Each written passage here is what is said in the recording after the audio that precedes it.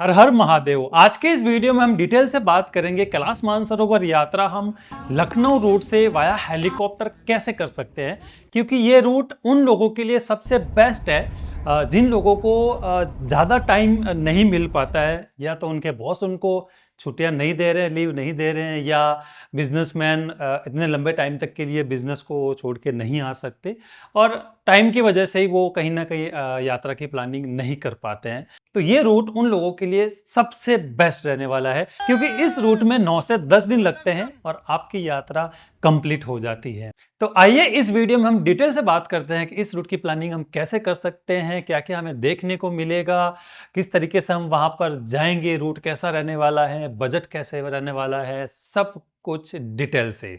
तो इस यात्रा का सफर आपका स्टार्ट होगा लखनऊ से। आप इंडिया के किसी भी कोने में रह रहे हो तो आपको सबसे पहले पहुंचना है लखनऊ, और लखनऊ से बाई रोड हम पहुंचेंगे नेपालगंज।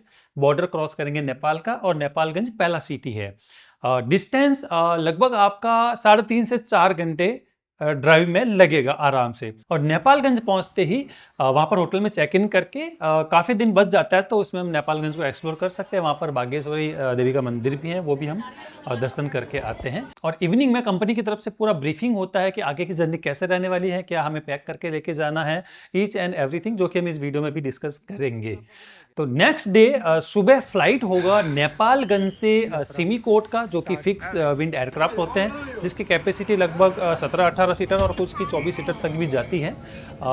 लगभग 40 से 50 मिनट का वो सफ़र रहने वाला है। और सिमीकोट लैंड करके हम सिमीकोट में ही उस दिन स्टे करते हैं, क्योंकि एक 9000 का ऑल्टीट्यूड भी आ जाता है, और दूसरा समटाइम वेदर की भी इशू रहती है। जब हम नेपालगंज से फ्लाई करते हैं तो पूरा ग्रुप एक फ्लाइट में नहीं आ पाता, तो कई बार वेदर की वजह से ऊपर नीचे हो जाए तो ग्रुप बिछड़ ना जाए, तो इसलिए हम सिमीकोट में ही स्टे करेंगे। सिमीकोट अपने आप में बहुत खूबसूरत जगह है। पूरा दिन सिमीकोट एक्सप्लोर करेंगे, और नेक्स्ट डे सिमीकोट से हिल्सा हम जाएंगे हेलीकॉप्टर से, जो कि हेलीकॉप्टर की राइड लगभग 20 से 22 मिनट की रहने वाली है। हिल्सा लैंड करके हिल्सा से हम बॉर्डर क्रॉस करेंगे तिब्बत का, और वहाँ से लगभग 35 से 40 मिनट, मैक्स 1 घंटे के ड्राइव से हम पहुँच जाएंगे तकलाकोट। तकलाकोट का ऑल्टीट्यूड लगभग 13,000 फीट का रहने वाला है। तो तकलाकोट थोड़ा रिस्ट्रिक्टेड एरिया है, तो वहाँ पर ज़्यादा ऐसे बाहर घूमना अलाउ नहीं करते हैं। विद गाइड हम बाहर घूम सकते हैं। तो नेक्स्ट डे तकलाकोट से हम लगभग 30 से 40 मिनट चलेंगे तो आएगा राक्षस ताल। तो राक्षस ताल से भी माउंट कैलाश के बहुत अच्छे दर्शन होते हैं, और राक्षस ताल के दर्शन करने के बाद में वहाँ से 15-20 मिनट में हम पहुँच जाएंगे मानसरोवर लेक पे, जो हमारा स्टे होता है वहाँ पर। तो वहाँ पर जो हमारा होम स्टे होता है, वहाँ पर चेक इन करने के बाद में हम सफ़र स्टार्ट कर देते हैं मानसरोवर लेक की परिक्रमा का, जो कि बस में होनी है। और टाइम लगभग 2 से 2.5 घंटा, समटाइम 3 घंटा भी लग जाता है। और मानसरोवर की जब परिक्रमा करते हैं तो बीच में एक पॉइंट आता है, जो कि सबसे बढ़िया पॉइंट होता है।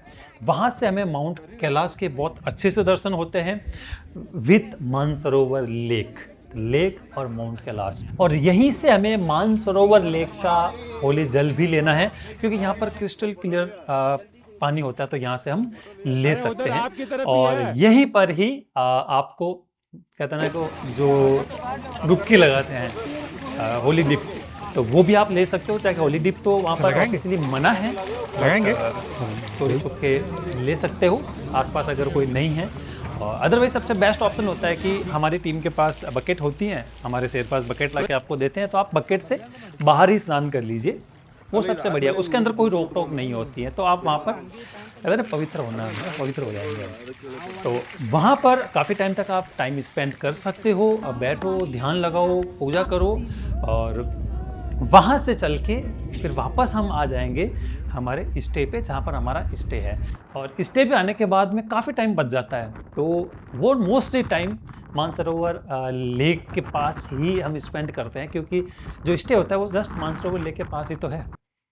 तो होटल के अंदर बैठ के भी, मतलब होम स्टे के अंदर बैठ के भी क्या करेंगे, मोस्टली लोग बाहर ही बैठे होते हैं, वॉकिंग डिस्टेंस पे ही होता है। और जो जिसका इंतज़ार होता है वो होता है रात का, कि कब रात हो और हमें वहाँ के नज़ारे देखने को मिले। तो पूरी रात कई बार यात्री बैठे होते हैं, इवन आप भी वहाँ पर पूरी रात बैठ सकते हो और उस एनर्जी को आप फील कर सकते हो। और नेक्स्ट डे सुबह वहाँ पर पूजा करके हम आ जाएंगे दार्जिलिंग, जो कि ट्रेवल टाइम ज़्यादा से ज़्यादा 1 घंटे का, 1 घंटा भी नहीं लगता है। दार्जिलिंग बेस कैंप है माउंट कैलाश की परिक्रमा का। तो दार्जिलिंग हम पहुंच जाएंगे 10-11 बजे के आसपास। तो बाकी का काफ़ी टाइम हमें बचता है, तो उसको हम यूटिलाइज कर सकते हैं। वहाँ से अस्तपद जाके आ सकते हैं, जहाँ से साउथ फेस बहुत नज़दीक दिखता है। नंदी पर्वत भी वहाँ से एकदम क्लियर दिखता है, तो अस्तपद जा सकते हैं। और दूसरा वहाँ से आप तीर्थापुरी भी जा सकते हो। तीर्थापुरी थोड़ा डिस्टेंस ज़्यादा होता है, जाके आने में लगभग 3-3.5 घंटे लग जाते हैं। और अस्तपद आपका 1-1.5 घंटे 2 घंटे में आप जाके आ जाओगे। हालांकि जाना आना तो आधे घंटे का ही है, बट वहाँ पर आप जितना टाइम स्पेंड कर सकते हो।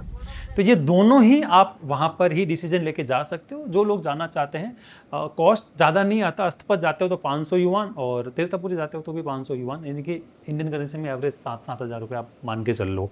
तो जो लोग जाना चाहते हैं, पूरा दिन पड़ा है, आप प्लान कीजिए। और जो लोग रुके हुए हैं वहाँ पर, आप पूरा दार्जिलिंग को एक्सप्लोर कीजिए, क्योंकि दार्जिलिंग का जो ऑल्टीट्यूड है वो मानसरोवर लेक के बराबर ही है। 15,000 15,500 फीट के आसपास है।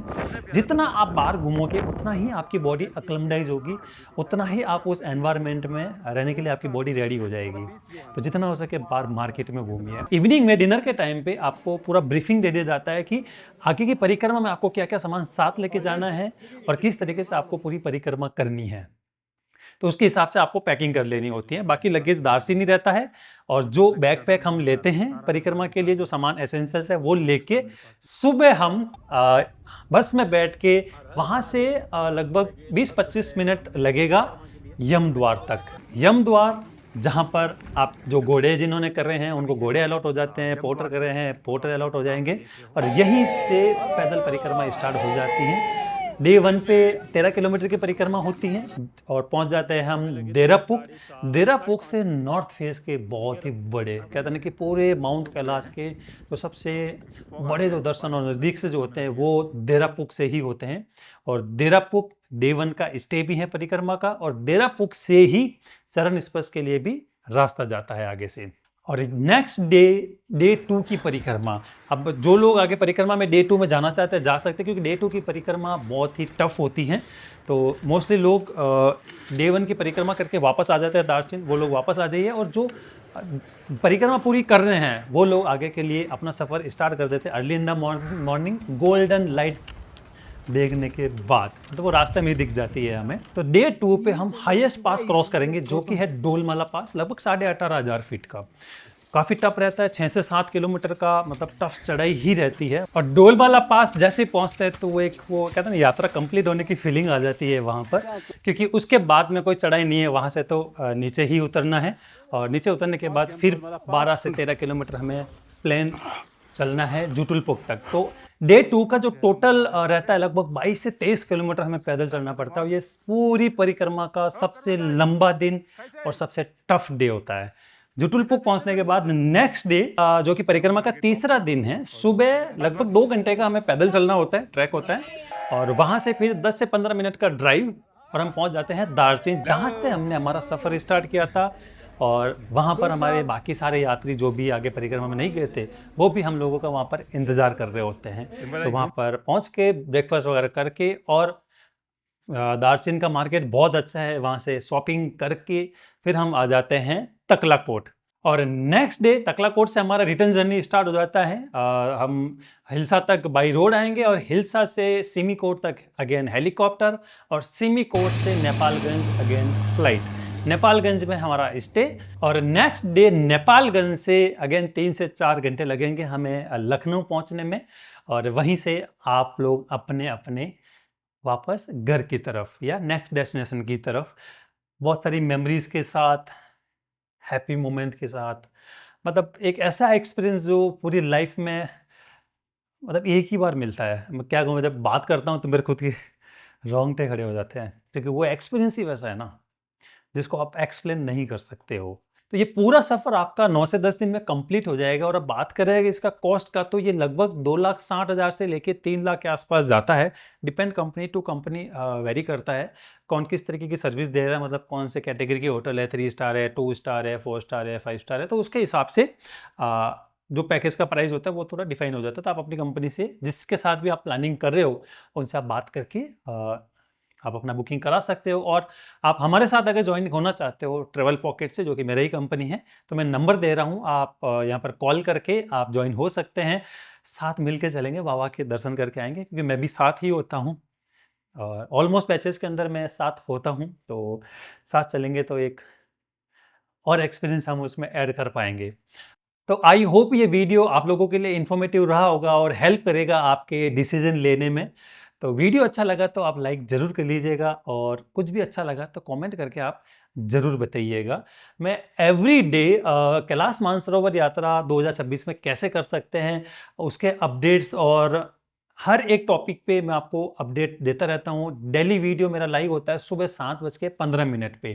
तो आप चैनल को सब्सक्राइब जरूर कर लीजिएगा, ताकि कोई भी अपडेट, कोई भी इंफॉर्मेशन आप लोगों से छूट ना जाए। क्योंकि जब भी आप यात्रा पे जाएंगे, उससे पहले वहाँ की हर एक बात का पहले से आपको नॉलेज होगा, जिससे आप और अच्छे तरीके से यात्रा को कर पाएंगे। और एवरी संडे शाम को 7:30 बजे मैं लाइव भी आता हूँ यूट्यूब पर ही, जिससे आपके और भी जो सवाल होते हैं उनका मैं लाइव ही आंसर देता हूँ।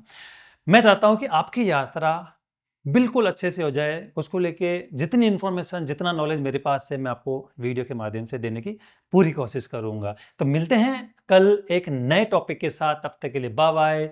हर हर महादेव।